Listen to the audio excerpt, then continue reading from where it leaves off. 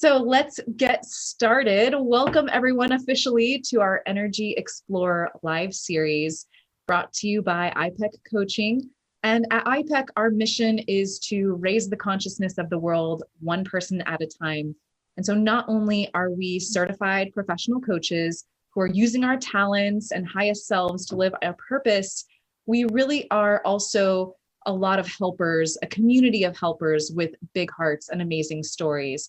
So this Energy Explorer series is here to help us highlight all of the amazing coaches who we have in our community and really get to the heart of what it means to be a certified professional coach and all of the unique journeys that we experience. So we have the pleasure today of being joined by Carolan. I'm going to give her a quick intro and then we'll get into our discussion today around getting out of your comfort zone and into your ideal life. So JJ's official intro, Carolan loves to help coaches research, design, and sell with authentic self-expression so they can create a coaching practice that feels great and attracts dream clients. She became a certified professional coach in 2014 through IPEC and has run various online businesses for more than 10 years. Side note, when I think of Renaissance woman, I think of JJ. You could say that. The through line, her passion in life is to help people, including her two fabulous daughters, buck the status quo. And in her spare time, she trains at an MMA dojo.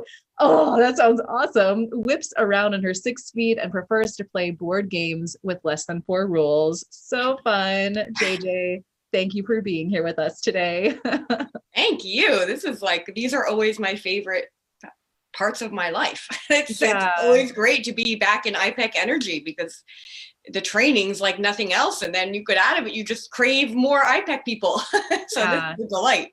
Absolutely. And especially considering that you graduated from the program in 2014, I'm sure that many are going to be interested to hear about your journey since, becoming a certified professional coach. It's almost like we're doing a fast forward snapshot for anyone who's curious about becoming a coach, like here's what it can look like, 10 to 15 years later. Right. So when we were prepping for our interview time today, we were talking about, a lot of the really bold, exciting types of shifts and moves that you have made in your life. But I'd like to take a step back into life before you came to IPEC.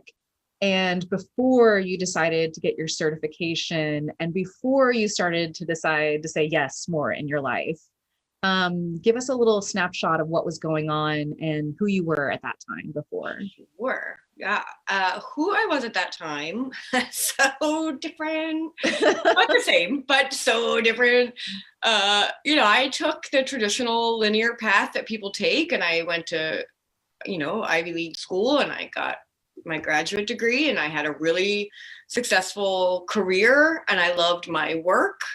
I had trouble finding a job I liked, but I loved my work. And then I got married and then I had my first little girl. And what happened right before I hit IPAC and the couple years before was that, we had kind of lost everything. And then B, my career and my parenting collided in such a way that I started suffering from really severe postpartum depression that I didn't even have time to get treated. Mm-hmm. So I was really downward spiraling for a couple of years because when I had my first baby, it completely blew apart my perception of myself and what I thought I wanted in life, which was to be the mom with the career. And then once I had my baby, I never wanted to leave her side. And I didn't know that was going to happen to me, like that whole value system was going to upend itself. And so I was getting super depressed. I was hospitalized for postpartum depression and it was really a dark and terrible place. And my now ex-husband didn't know what to do for me because I didn't resemble at all the woman that he married who was like climbing the career ladder. And it was a disaster. It was an unmitigated disaster, basically. I was in a complete, just like, I don't know what to do. And I couldn't see any way out. I just felt very, very trapped. Mm-hmm. Because we needed my income and this, that, and the other thing, right? Right. Yeah. Yeah, that makes sense. And hearing you describe how I feel like a lot of us are taught that if you follow certain steps, then you'll have a certain outcome. And here's the way that things should be or are supposed to be. Totally. And in reality, that's just not what we're all living with. And especially in the past year, a lot of us have been understanding that a lot more. Totally. So in a way, it sounds like you were setting yourself up for what you thought was going to be comfort and stability, Right. and a place security, and a place that, yes, that place that you would feel safe. And that's far from what it really was for you. Yeah, absolutely. And it was that like stability and security that I think a lot of us are going after as values, right? Like a 401k and planning for the future and enough money to pay the bills and more than that. And, somehow I think a lot of people come to a point where they realize like, maybe I'm stable and secure, but I'm miserable, or it's not working, or there are other things that are really important to me that have to get pushed to the side for those values to be honored, and that's a horrible feeling when things that are really important to you are being sacrificed on the altar of, planning for the future and Right. working for the weekends, which by the way, I didn't have weekends either. So it was like, what am I doing here? Yeah. Something's got to give. Absolutely. And so what did give then? What made you do a 180? Yeah, well, I am a multi-generational IPAC coach. So my mother became an IPAC coach while me and my then husband and little baby were living with my parents after we kind of lost everything. We moved in with my parents, and my mom was in the process of becoming an IPEC certified coach. Mm-hmm. And so I had been getting inklings of it, but in the state that I was in, I was like, stop coaching me! Stop doing those tools on me! I was so mad all the time, so like angry. But somewhere in the back of my head too, like it was helpful, Right. like even though I was so mad at my mom for helping me. Hi, Mom, if you're watching, I love you. Thank you for everything. Absolutely. And I was so mad because I was in a mad place, and after I was hospitalized and I came out of that and realized like I really literally could not do it anymore. Like physically, I couldn't do what I was trying to do. I couldn't, my career was awesome, but it was so demanding, and it was a helping profession, right? So it's draining and it's constant. It's 24/7. Plus I had this baby. Plus I was like, I would like to have another baby, but that's never going to happen in this lifetime. No space. Everything was falling apart. And, I told you this on the prep call, but like, if there's moms out there and dads, you know that the only time you're ever by yourself is like when you are sitting on the toilet or in the shower, and not always on the door. And I was just sitting there one day with the door closed, and I this like voice came out of nowhere that was like, it's done. Whatever you did is done, and it's time to move forward and help other moms through this. Mm-hmm. I didn't have a how. I didn't know coaching was going to be the answer. I just knew like there was no reason for me to have suffered like that. No good reason. And that I wanted to help other people do it. So I considered, I kind of played with it in the back of my mind because it was crazy. It was like the stupidest idea I ever heard out of the air. It's like such a stupid idea. Like, am I going to go back and get a third graduate degree? Like, what was I supposed to do? How was I going to pursue this idea that I was going to help other moms, And so I sat with the and I looked into going back to school and becoming a counselor, and the shortest route to doing that. And, I didn't want to go back to school for another 4 years, and I wanted to help people now, like in the moment the inspiration had hit me. And then I was like, oh wait, my mom's a life coach. So I sort of put the dots together. Mm-hmm. And then I just thought, what harm could it do to just take the first IPAC weekend? Mm-hmm. I don't have to commit to the whole thing, but just see what it's about, explore it. And I think that was like my first getting out of my comfort zone kind of moment where I realized I didn't have to leave my job and become a Right. coach. I could just explore something that had energy behind it for me. And so I did that. And I brought a friend with me, like you can do. And it was a mind-blowing experience, literally. I mean, it like took my whole mental structure apart and put it back together in a way that has never been the same. Yeah. Yeah. I love you sharing how, I mean, the very vulnerable space that you were in, literally and figuratively, of, being open to that little knowing voice. Yeah, the little knowing voice. And then also allowing yourself to say, what's the next step? You don't have to eat the whole elephant right now. Like, right. What's the next little thing that I can do to honor this and explore this and be open to this? And it sounds like it really helped a lot that, you had your mom who was there planting seeds lovingly, even though they may not have been looking like they were fermenting and germinating at that time, they really were. So that's really special to hear about. Yeah, it is. And the fact that my mom and I are both coaches really remains like a super special bond that we have, because we see the world with a common language and in a different way. So when we come to we were always close, but when we come to each other now with life's little stuff, we kind of have this telegraphed shorthand that helps one another get out of the negative spaces and into something that's helpful and feels good a lot faster. So it's a really fun mother-daughter kind of relationship that we get to have because of the coaching experience that we both have had. Yeah, that's really special. Super special. I'm curious. So when you think about other clients that you've worked with, specifically when you started your coaching career, you were working with moms who I assume were in similar situations where they thought that they were creating stability and structure and safety, comfortable situations, but really that wasn't the case. No. So why do you think that we stay so long in these types of situations? Well, that's, oh my God, so many reasons, but yeah, is I think that and this I think goes for moms and kind of any demographic, why does everybody need a coach at some point, is because we have conditioned beliefs. We have beliefs about ourselves that we bring in. We have other people's beliefs that we bring into situations, so for a lot of my moms, it was the idea that they had to become that martyr. They had to give and give and give and give and give, or they weren't a good enough mom or a good enough wife or a good enough. And in that process, they were sacrificing themselves on the altar, and then nobody was happy, right? Everything falls apart.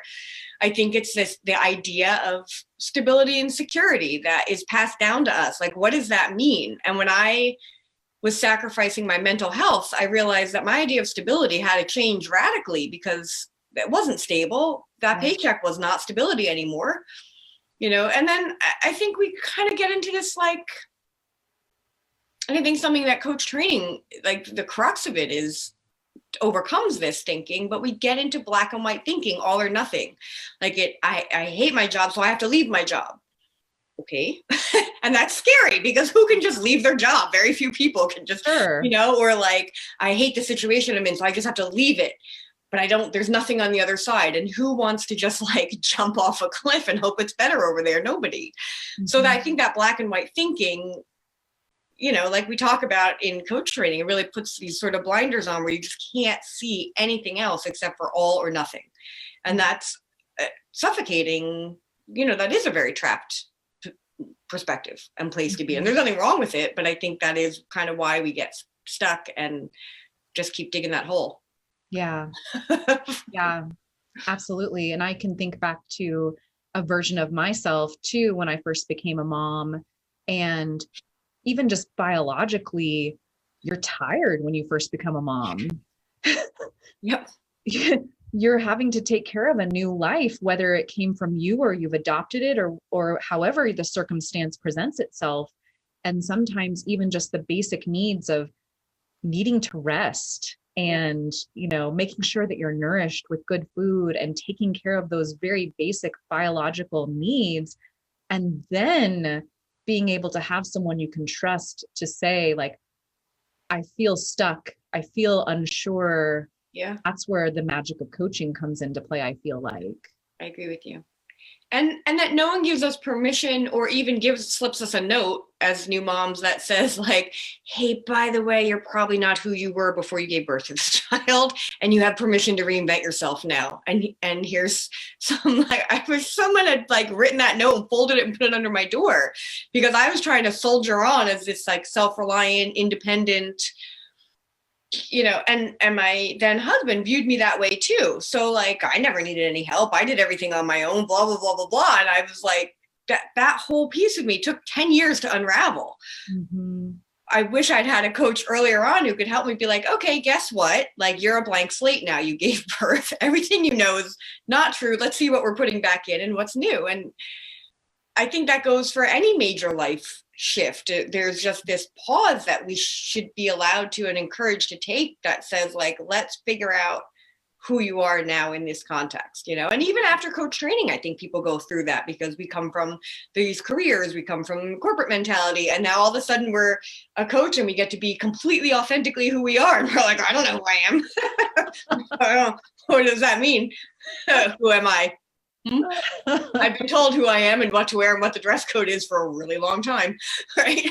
Right. That's so funny. I was thinking about, I was raised in parochial schools, and so we wore uniforms all through school.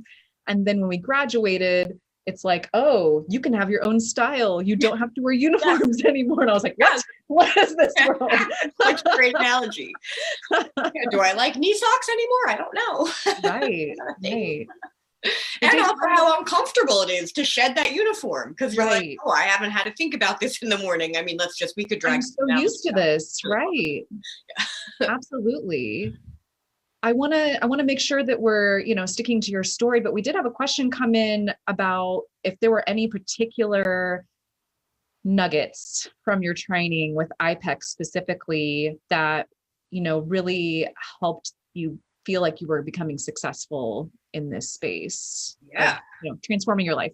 It's a little question, but yes, all of it. But the great thing about even that first weekend at IPAC is you leave with so many actual practical concrete tools to use to help with things like limiting beliefs, that you learn how to challenge those things when they come up in yourself and how to say, like, oh, wait, this is a belief, it's holding me back. And now you have a tool to like work through it.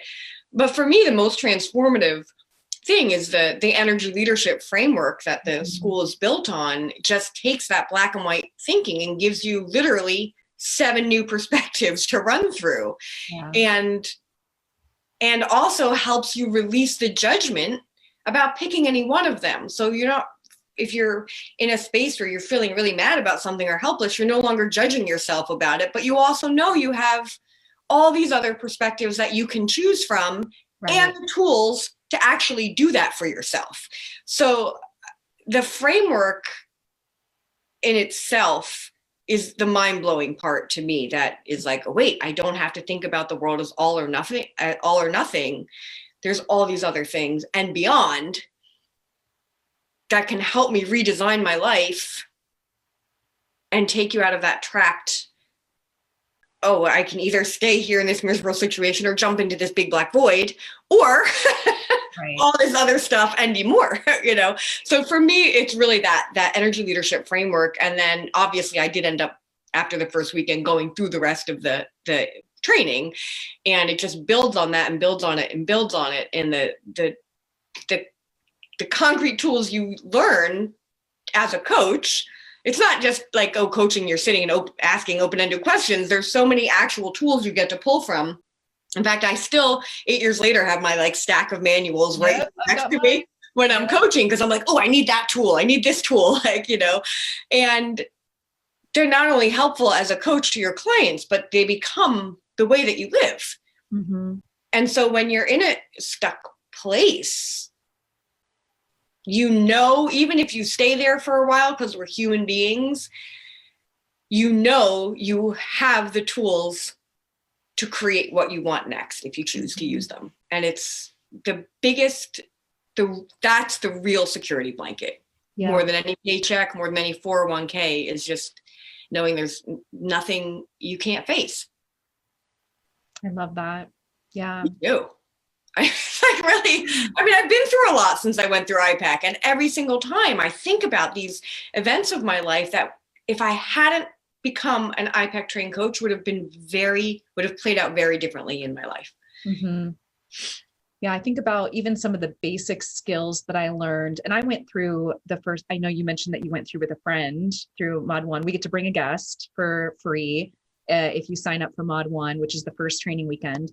And I got to bring my husband with me. Nice. And learning the language of energy leadership and how you can view the world through different perspectives, and that there are different possibilities based on how you're showing up and how you're seeing things. Yeah. It was really transformative for our relationship too. We learned how to listen better, how to express ourselves better. Even as I was going through the coach training program, to be able to have someone who I can talk to about this, with your mom, being able to have the same type of language with her is really, really powerful. Mm-hmm. So that's a special thing to be able to share with others. It is. And when I have worked with not-for-profits using the energy leadership model, that's the thing they always say to me is like the most helpful thing is learning a common language amongst themselves that can help them take the issues that they're dealing with and look at them from all different perspectives and create real visionary solutions, but that they all are speaking this common language of energy leadership. That was like the most powerful thing that coaching brought into those organizations for them, is exactly that shorthand of being able to say like, oh, we want to take it from this perspective or that perspective, and they all know what everybody's talking about and they can just run with it instead of one person trying to constantly influence or explain it to everybody else. They loved having that common language. Yeah. The whole world should have it. Love it. So when we're coming from this place of feeling stuck or feeling like, the options are limited, we're paralyzed by too many options, everything seems black and white. Really, it sounds like the first step is to just become more aware of that place for yourself. I think so. And really kind of meet yourself where you're at. Yes, because that's what we do as coaches, right? Mm-hmm. It's like, I think that was something really important that I learned. Again, is like just not judging the place that you're at, but instead to just create the awareness, like you said, around it. Because when you do that, it sort of lifts all the doubt and grief and fear, because you're just observing in a non-judgmental way. And from there, that's when you can say like, wait, but this thing over here does have exciting energy around it for me. Let me say yes to that and try to explore it a little bit more, instead of, but if you do that, the whole world's going to rotate off its axis. You're never going to pay bills again. Your children are going to become, it's like, okay, I'm here, I'm stuck, I'm paralyzed. That's fine. Let me take a look around without all that stuff. And in the coach training program, you learn how to shut all that stuff off, so that with real pragmatic tools, like it's not just theory, there's really things that were given to be like, well, try this, now try this tool. And you can run these thoughts through tools that kind of lifts them. And then you can, once you're in that non-judgmental awareness, then you can be like, ooh, that feels like a yes. That feels like a yes. It doesn't have to be all or nothing. Let me creep over here and spend some time with this little toy that sounds exciting to me, or this, and then it's not so fearful. Right. You're just exploring. Right. It's almost as if being able to observe that you're in a space of black or white, either or, right or wrong, just being able to observe that and then kind of see like, well, there's some gray area in between here, and to be able to explore that gray area is a way to move more from that discomfort into a place of exploration. Totally. And like a big thing for me was like, I remember sitting in Mod 1 and being like, I would love to do this. This is definitely my calling. And then the next thought was, I can't afford it. Right? I was like, all of a sudden, my black and white thinking, listen, I mean, I'd only had 3 days to practice, but like all my black and white thinking, I can't afford it. I don't have the time. How am I going to do this on top of everything else I do, blah, blah, blah. And I turned to like a classmate that I'd gotten close with, and she was like, you know, there are like options for affording this. You don't have to write the whole check tomorrow. Like, Right. maybe would you explore some options? And then it turned out like there was totally a path for me to be able to do it, you know, but I would have just, I don't even know if I would have opened my mouth and said that to the person next to me if I hadn't had these seeds planted. Like, not only is there gray area, but there's this whole spectrum outside of even the way black and white and gray, Right. you know, and it just, you learn to become curious. And I was like in this curious space, and I was like, how are you planning to afford? Like, what are you going to do?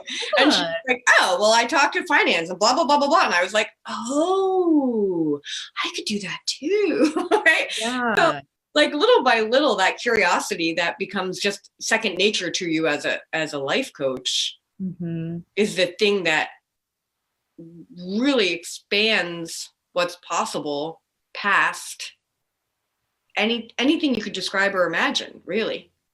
Yeah, I love that. We have some really fun questions coming in. So I had a couple other that I wanted to finish up with, but I'm going to start with this. So let's talk about the impact society has on the ability of people who are in their 60 and up range of age, exploring new careers and opportunities without a resume that already reflects having experience in these areas. Have you worked with any clients or anything to relate on that? Yeah. Just so that I'm laughing because the woman in my class that I got super close with, I think she was like in her late 60s or 70s, and she was like reinventing herself as a life coach. And my grandmother, who's 90, just like moved across the state, reinventing herself also. So wow. I'm all for like age not being a limiting factor in like, but I just so that I'm sure I understand the question, is the question really about someone who's in their 60s, like starting their own business as a life coach and the viability of that, or? Just in general, exploring new careers and opportunities. And I think that, you know, life coaching can be one of those types of things, but I would say even somebody who is in that age range, who is thinking about just a general type of, you know, new chapter, life change. I think that could be applicable to everyone who's joining us today. Yeah. I kind of like we were talking about with moms, there's a lot of beliefs that go along with age and reinvention. And there's a lot of things we're told. There's a lot of things society tells us. And I, you know, I've really had people hold on hard to those when like working with someone in their 60s or 70s, or the people around me, like looking for new career paths, that it's like a really important, some of those beliefs are really important. And so working with a coach, definitely, if you can loosen up those beliefs, the same with the moms, same with any demographic, if you can loosen up the black and white thinking and figure out what the other possibilities are, it's miraculous what can come in. But it really does, I think, take the work, doing the work, like sitting with a coach and doing the work of saying like, this is what I believe, and this is why I don't think I can do this, and this is why I think I can only do this, and these are my limitations, and letting them help dismantle all those ideas and help you come up with the new ones that are in you somewhere. But I think every demographic does have this box of beliefs that we are naturally, there's nothing wrong with it. Generationally, like assumptions. Yeah. Sure. Yeah. Sure. Yeah. And coaching really is a really profound portal, you know, whether or not you decide that you want to become a coach. And I mean, I was going to mention this earlier. When you go through the coach training program, you don't realize that your first client is yourself. Yes. 100%. And then beyond that, and you begin coaching others very shortly after that, but your first coach is yourself, or your first client is yourself. And to be able to explore and become introspective about that what is it about these generational norms that are helping or hindering me right now? And to be able to explore that for yourself, and then to offer that gift as a coach to someone else, to a client after that, it is a really profound portal that I believe more of society could benefit from, which is why we need more coaches. Do you agree? Yeah. Uh-huh. Yeah. Love that. There's a couple different questions that are coming in that are going to be more specifically related to the program details. So I'm not going to have us answer those right now. I will say that if anyone is interested, we're piquing interests right now. If anybody is interested in learning more about the logistics of becoming an IPEC certified coach, we have awesome ways that you can do that. Actually, as part of our admissions process, you talk to a coach. And so all you have to do, they can post the link in the comments here about how to get in touch with one of our admissions coaches. We also have a Q&A session with the admissions coaches where you can ask all the different logistics, like what JJ was saying. How do you pay for this sort of thing? They hope to give you the menu of options that you have available to you. So I'm going to move on to one of our final questions for now for JJ, since she is our awesome guest. So JJ, you've been a coach for several years now. And we were even saying how you have kind of a multi-episodic career. You've had many different specialty areas and different types of clients that you've worked with. How did you know when it was time to shift into those new blank slate places for yourself? I'm a yes girl. Yes. Because where before my coach training, I was I can't. Going through the training just really helped me learn to follow the things that were exciting to me and see where they unfold. And so it wasn't necessarily that I said, oh, I'm going to make a shift. I'm coaching moms. Now I'm going to coach people through creativity. It was like, I'm coaching moms. And you know what? I'm going to do this little group program for creative people who've lost touch with that and see where it goes. So it wasn't, I no longer make those black and white decisions. I'm not doing this and now I'm doing this. It's more of a like, does that have energy behind it? Does it fly? Do I like it? And I've really come to see my business practice as the vehicle for spiritual practice and detaching from the outcomes and staying in the places where the energy is high and clean for me, if that makes any sense, instead of dogging my way through things that I've outgrown. But I wouldn't say I do shifts or pivots anymore. I would just say it's expansion. Mm-hmm. So if the last mom I coached was probably 5 years ago, but if one came to my door today and the energy was there for me, well, not my literal door, but and the energy of that person was there for me, I would be a mom coach next week, I was like, no problem. No problem. So I would call it more like an expansion and evolution more than those words of like shifting and pivoting, because that implies leaving something behind. And I don't think I really do leave anything behind. Mm-hmm. But sometimes it falls off. Sure. Releasing and letting go. And I think that's another thing that we learn as coaches, that once we realize that we have things figured out, there's a whole other bound of onion layers for us to peel back to continue exploring. And it really makes life fun and interesting and exciting. It does. And I think, one of the things that we had talked about, Jenny, like earlier when we were talking, was just this idea that you can only see what you can see from where you're standing. So when you follow creative energy around something, or you allow yourself to have different possibilities and you start to climb the mountain, all of a sudden you can see things you couldn't see before. So the sky really is the limit in that sense. But sometimes when we're standing, we can only see like a couple switchbacks up, the mountain. So, we vision this idea for ourselves, and then there we are, we make it there. And then we're like, oh my God, there's all this other stuff that's beyond what my imagination could come up with before. And I would definitely say that's how my personal coaching journey has unfolded. It's like, as I coached certain demographics or learned, new tools or this or that, I was like, oh, this whole other vista has now, it's like when you hike a trail and it's like trees, trees, trees, trees, trees. And all of a sudden you're like, whoa, out in front of you. Yeah. And then even from there, you're like, oh, I've arrived. And then you start and you're like, whoa, I didn't know this was over here, because now I'm standing here in this different spot. So to me, the getting out of the comfort zone has been all about that, yet following that yes energy and learning to let the fear go, or bring it with me, whatever, but just, not to let it stop me from doing what I want to do next. And I may never do that thing again. There are so many programs I run, services I offered. I did once. It was super exciting. And then I went to do them again. I was like, nah, I don't want to do that again. That was great.